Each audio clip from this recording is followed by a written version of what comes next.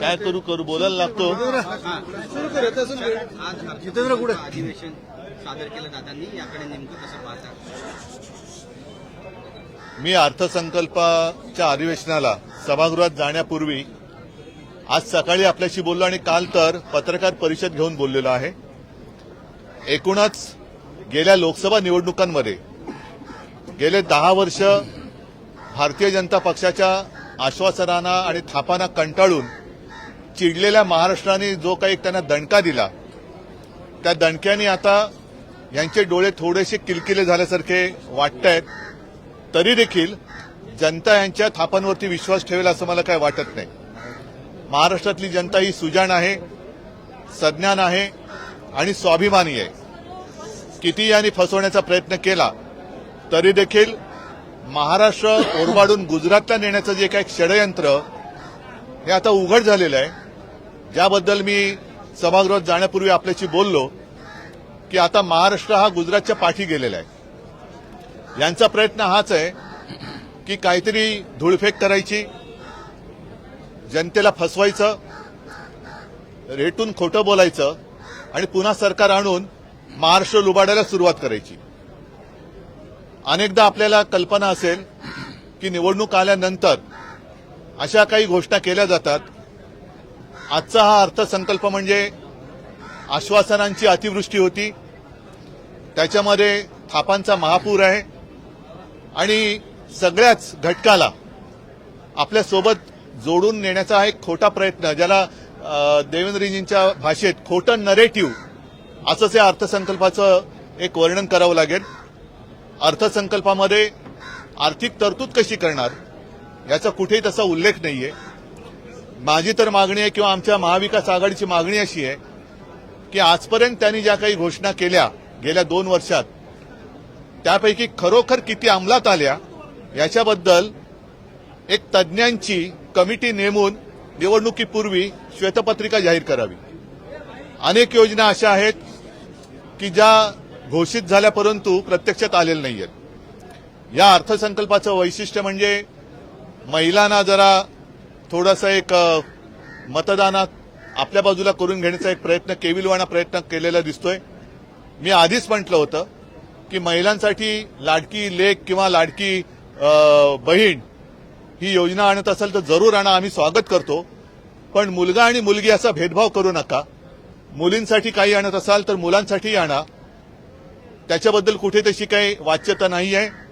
माता भगिनींना तुम्ही हे जे काही देत आहात जरूर द्या, पण त्याच वेळेला परत एकदा सांगेन की आज राज्यामध्ये हजारो तरुण बेकार असताना घरी गेल्यानंतर ती माता भगिनी त्याला काय उत्तर देणार, ह्या प्रश्नाचं उत्तर या अर्थसंकल्पात कुठेही दिसत नाही. म्हणजेच काय की रोजगार वाढीसाठी कुठेही उपाययोजना नाहीत. जे काय आहे ते रेटून न्यायचं. मी शेतकऱ्यांना वीज बिल माफ करा अशी मागणी केली होती, ती त्यांनी मान्य केली.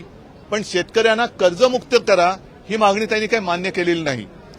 शेतकऱ्यांना वीज बिल माफ केल्यानंतर थकबाकी ज्यांची आहे ती थकबाकी सह हे माफ होणार आहे का? आजपर्यंत जेवढी काही थकबाकी आहे तेवढी सगळी थकबाकी तुम्ही माफ करणार आहात का? आणि वीज बिल माफ करा म्हटल्यानंतर मला आठवतंय जुन्या एका गोष्टीची आठवण झाली. माझ्यासोबत आज नाना पण आहेत, जितेंद्र आहेत. त्यावेळेला तुमचं सरकार होतं आणि हिंदू हृदय सम्राट शिवसेना प्रमुखांनी संभाजीनगरला जाहीर मागणी केली होती किंवा आपण असं जाहीर केलं होतं की आमचं सरकार आल्यानंतर शेतकऱ्यांना वीज बिल माफ करू. तत्कालीन मुख्यमंत्री सुशील कुमार शिंदे होते, ते तत्कालीन होते आणि त्यांनी तत्काळ ती मागणी मान्य करून निवडणुकीच्या आधी 0 रकमेची बिलं ही शेतकऱ्याला द्यायला सुरुवात केली. त्याच्यानंतर निवडणुका झाल्या, पुन्हा एकदा काँग्रेसचं सरकार आलं, विलासराव देशमुख मुख्यमंत्री झाले आणि निवडणूक झाल्यानंतर महिनाभरानंतर दामदुपटीने वीज भरणा करा नाहीतर तुमचं कनेक्शन कापून टाकू ही दरडावणी सुरू झाली. मला असं वाटतं तशीच ही थोडीशी गोष्ट दिसते. कारण वीज बिल माफ केल्यानंतर इतर जे काही शेतकऱ्यांचे प्रश्न आहेत, बी बियाणं आहे, इतर शेतीचे अवजार आहेत, आम्ही आमच्या लोकसभेच्या वचननाम्यात म्हटलं होतं की या सगळ्यांवरचा जीएसटी आम्ही माफ करू. कारण शेतकऱ्यांचं जे गणित आहे त्यांनी सांगितलं होतं की तुम्ही म्हणजे हे केंद्र सरकार दरवर्षी 6,000 रुपये जर शेतकऱ्याला देत असेल तर साधी गोष्ट त्यांनी सांगितली होती की जर वर्षाला 1 लाखाचं खत शेतकऱ्याला लागत असेल आता किती टक्के त्याच्यावर जीएसटी मला वाटतं थोडी कमी केली आहे, आता 5% आहे, पण नाहीतर 18% जीएसटी खतावरती होती. म्हणजे काय, 1 लाखाचं खत विकत घेतलं तर 18,000 रुपये त्या खतापोटीच खताच्या रकमेतूनच सरकारकडे जमा होतात आणि 18,000 कोटीतून 6,000 कोटी तुम्ही देणार म्हणजे 12,000 हे आमचेच तुमच्याकडे बाकी आहेत. असे सगळ्यांवरती म्हणजे बी बियाणे असेल, खतं आहेत, काही जंतुनाशक फवारण्या आहेत, त्याच्यानंतर कृषी पंप आहेत, ही सगळी म्हणजे शेतकऱ्याला एका बाजूने लुटायचं आणि दुसऱ्या बाजूने उदारपणाचा आव आणायचा, हा सगळा आव, हे सगळं ढोंग हे शेतकरी भोगतायत. आणि जर या सरकारला असं वाटत असेल की अशा काही खोट्या मलमपट्ट्या दाखवण्यासारखं केलं तर हे सगळे चिडलेले लोक शांत होतील, अजिबात होणार नाही. शेतकरी आणि संपूर्ण महाराष्ट्रातली जनता पुन्हा वाट बघते की विधानसभेच्या निवडणुका कधी होत आहेत. आणि मला खात्री आहे की ह्यांचं हे काही ढोंग आहे. आपण दरवेळेला असं म्हणतो ना की लबाडा घरचं अवतण, जेवल्याशिवाय खरं मानायचं नाही, तर हे लबाडा घरचं अवतण आहे. या खोट्या गोष्टी आहेत आणि या सगळ्या थापा, जसं अच्छे दिन आएंगे, 15 लाख रुपये येतील, आता कोणी त्याच्याबद्दल बोलत नाही. तसं निवडणूक झाल्यानंतर हे सांगतील, हे तर जुमले होते. माझं तर मत आहे की अर्थसंकल्प आहे का जुमला संकल्प आहे. त्या जुमलाबाजीला आता लोक भीक घालणार नाहीत. यांनी कितीही काही करण्याचा आव आणला तरी सुद्धा जनता याला फसणार नाही आणि जनता महाराष्ट्र लुटणाऱ्यांना पुन्हा एकदा निवडून देईल असं मला काय वाटत नाही.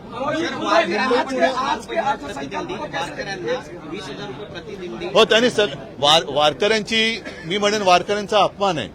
कारण ही संत परंपरा ही अत्यंत निस्पृहपणे आपण जर का, कारण मी ती वारी एरियल फोटोग्राफी करताना पण पाहिले, प्रत्यक्ष वारीत चाललो पण आहे. त्यांच्याकडे त्यांचं सामान असं काही नसतं, देहभान हरपून ते विठू नामाचा गजर करत जात असतं. त्यांना पैशांनी काही देणं घेणं नसतं. पण आता ती सुद्धा विकत घेण्याची परंपरा हे सुरू करते की काय, कारण 1000 वर्षांची ही परंपरा आहे, 700-800 ते 1000 वर्षाची.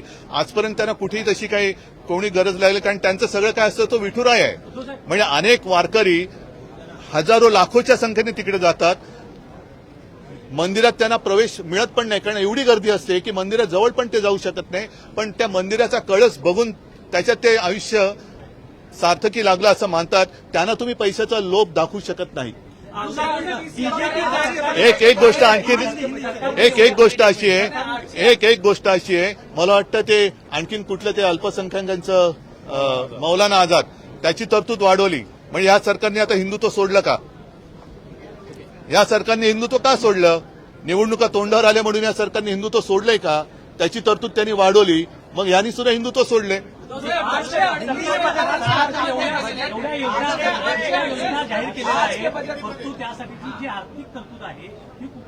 आर्थिक तरतुदीबद्दल कुठेही याच्याबद्दल उल्लेख नाही. म्हणजेच काय, हे गाजराची पुंगी ज्याला म्हणतो, वाजली तर वाजली नाही तर मोडून खाल्ली, हा गाजरांचा अर्थसंकल्प आहे, गाजर दाखवण्याचा प्रकार आहे. आर्थिक तरतूद याच्यामध्ये कुठेही दाखवलेली नाहीये आणि त्याच्याबद्दल आम्ही जशी माहिती आम्हाला मिळेल तसतसं येत्या काही दिवसांमध्ये सगळ्यांची सल्लामसलत करून आम्ही त्याच्यावरची मतं मांडूच. पण आर्थिक तरतूद कुठून आणणार? मोदी देणार आहेत का पैसे? मोदी पैसे देणार आहेत का?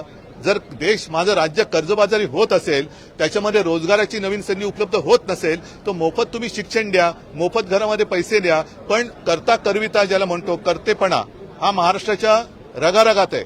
महाराष्ट्र स्वाभिमानी आहे. महाराष्ट्रामध्ये कर्तबगार पुरुष आणि कर्तबगार महिला ही महाराष्ट्राची संस्कृती आणि महाराष्ट्राची परंपरा आहे.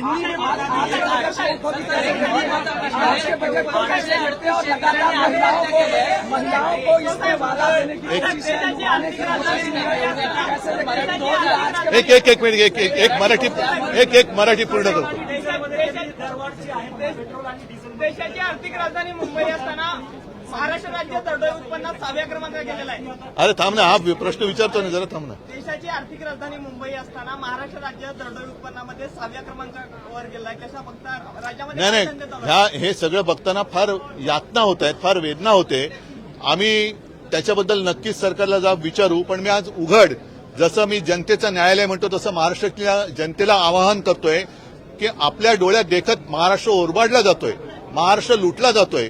अगदी गुजरात पुढे गेला म्हणून पोटदुखी नाहीये, पण महाराष्ट्र कर्तबगार असताना इतर राज्यांपेक्षा मागे जाऊच कसा शकतो? आज महाराष्ट्र संपूर्ण देशात 6व्या-7व्या क्रमांकावरती गेलेला आहे. मग महाराष्ट्रातलं ते सगळं कर्तृत्व गेलं कुठे? आणि असा हा महाराष्ट्र एका बाजूने खाली जात असताना पुन्हा त्याला आणखीन खाली ढकलण्यासाठी या सोयी सुविधांची खिरापत वाटल्यासारखं दाखवून परत जर काही निवडून येण्याची स्वप्न बघत असतील तर मला नाही वाटत महाराष्ट्र यांना पुन्हा निवडून देईल. कारण महाराष्ट्र लुटला जातोय आणि महाराष्ट्र लुटणाऱ्यांना मदत करणाऱ्यांना महाराष्ट्र पुन्हा निवडून देणार नाही. आज के बजट को मोदी कैसे देखते हैं, किस तरीके से महिलाओं को लुभाने की कोशिश हुई है, खास करके ये वोटिंग अरे थांब एक बार मराठी पुरं होने दो. चलो. 4 महिन्यात या चालू वर्षात 838 शेतकऱ्यांनी आत्महत्या केल्यात आणि त्यातल्या फक्त 104 लोकांनाच मदत आतापर्यंत सरकारकडनं मिळालेली आहे. किती एक भयानक स्वरूप हे पाहायला मिळतं. ही भीषणता आणि हे भीषण वास्तव हे फार भीषण म्हटल्यानंतर भयानक आहे. आणि म्हणूनच मी म्हटलं की मी सभागृहात जाण्यापूर्वी आपल्याशी बोललो होतो की शेतकऱ्यांना वीज बिल माफ करा. त्यांनी ते वीज बिल माफ केल्यासारखं दाखवलंय, पण किती काळ राहणार आहे, थकबाकीचं काय होणार आहे? आणि ज्यांनी आजपर्यंत आत्महत्या केले त्यांची घरं उजाड पडलेत. या शेतकऱ्यांना आपत्कालीन मदत ही पोचलेली नाहीये. पंचनाम्यांची थोतांड आणि पंचनाम्यांची नाटकं झाली पण मदत काही पोचत नाही. कर्जबाजारी शेतकरी जो झालेला आहे त्याच्यासाठी तुम्ही काय दिलासा देणार आहात त्याच्याबद्दल काही उल्लेख नाहीये. बोगस बी बियाणं हा एक विषय असतो. बी बियाण्याच्या वाढत्या किमती, खतांच्या वाढत्या किमती आणि त्याच्यानंतर सगळ्यात महत्वाचा की पीक आल्यानंतर हमी भावाचं काय?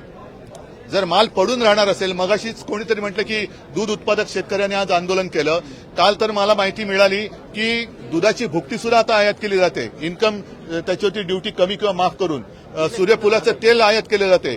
म्हणजे कांदा निर्यातदार आहे, शेतकरी आहे, त्यांची निर्यात बंद आणि त्याला वीज बिल माफ. म्हणजे पिकलंय ना सगळं. तुम्ही एक गोष्ट करून चालणार नाही. वीज बिल माफ केलं तर त्याच्यानंतर ते जे काय उत्पन्न येईल, पीक येईल, त्याच्या पुढे त्याला किंमत कशी देणार? आणि परत एकदा सांगतो की अगदी मोफत शिक्षणाची सोय जरी केली तरी शिकल्या सवरलेल्यांना पुढे त्या शिक्षणाचं करायचं काय? कारण शिकल्यानंतर परीक्षा द्यायला गेल्यानंतर पेपर लीक होणार असेल तर त्या शिक्षणाचा उपयोग काय? आणि मग परत नोकरीचं काय? म्हणजे थोडक्यात की असं हे सरकार करू इच्छिते की महाराष्ट्रातलं प्रत्येक घर हे मोदींवरती अवलंबून राहायला पाहिजे. मोदी तुम्हाला दरमहा काय देतील ते देतील, घ्या आणि गपरा. मला वाटतं नाना आता थोडं हिंदी में बात करू पहिले नाना.